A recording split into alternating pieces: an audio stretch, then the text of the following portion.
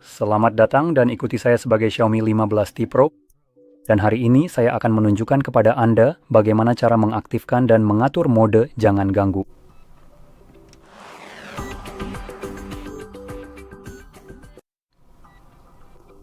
Jadi untuk memulai, Anda perlu menggeser layar ke bawah dari sisi kanan atas layar Anda yang akan menampilkan semua tombol pintasan Anda.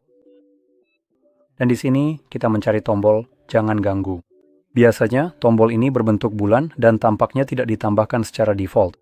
Jadi mari kita tambahkan sendiri dengan menggeser ke bawah, mengklik tombol edit yang sekarang akan muncul, dan menemukannya di suatu tempat dalam daftar di sini. Dan saya sudah dapat melihatnya di sini. Sekarang tidak diberi label jangan ganggu, disingkat menjadi DND, kependekan dari mode jangan ganggu. Jadi klik tanda plus. Ini akan ditambahkan ke daftar Anda. Klik tanda centang dan lihat lagi di sini. Sekarang Anda bisa langsung mengetuknya untuk mengaktifkannya, seperti yang Anda lihat, atau kita bisa menahannya. Dan ini akan membawa kita ke pengaturan, di mana saya bisa menyesuaikan bagaimana mode ini akan berfungsi setelah diaktifkan. Saya sarankan untuk masuk ke sini setidaknya sekali dan melihat bagaimana pengaturannya secara default, serta mengubah parameter-parameter ini jika tidak sesuai dengan kebutuhan Anda. Dan seperti yang sudah Anda lihat, untuk menyalakan dan mematikannya, Anda cukup menemukan tombol saklar ini, klik sekali, klik lagi, dan itu akan mati. Sekarang satu hal yang perlu diingat, secara default mode ini akan berjalan tanpa batas waktu sampai Anda mematikannya. Mengubah apapun yang akan diubah terkait bagaimana Anda menerima panggilan, pesan, dan sebagainya. Jadi Anda mungkin ingin mengingatnya, atau Anda bisa memilih untuk mengaturnya sesuai jadwal.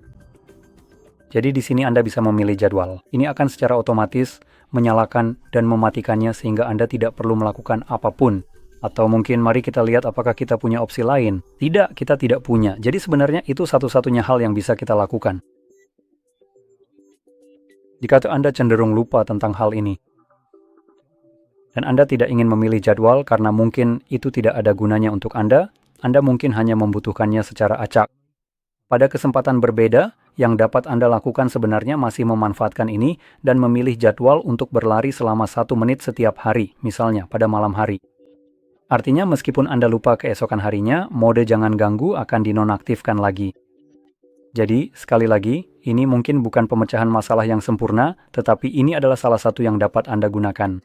Jika Anda cenderung lupa mematikan mode jangan ganggu, tapi bagaimanapun juga, dengan semua yang sudah dijelaskan, semoga Anda merasa ini sangat bermanfaat, dan jika iya, jangan lupa untuk tekan like, subscribe, dan terima kasih sudah menonton.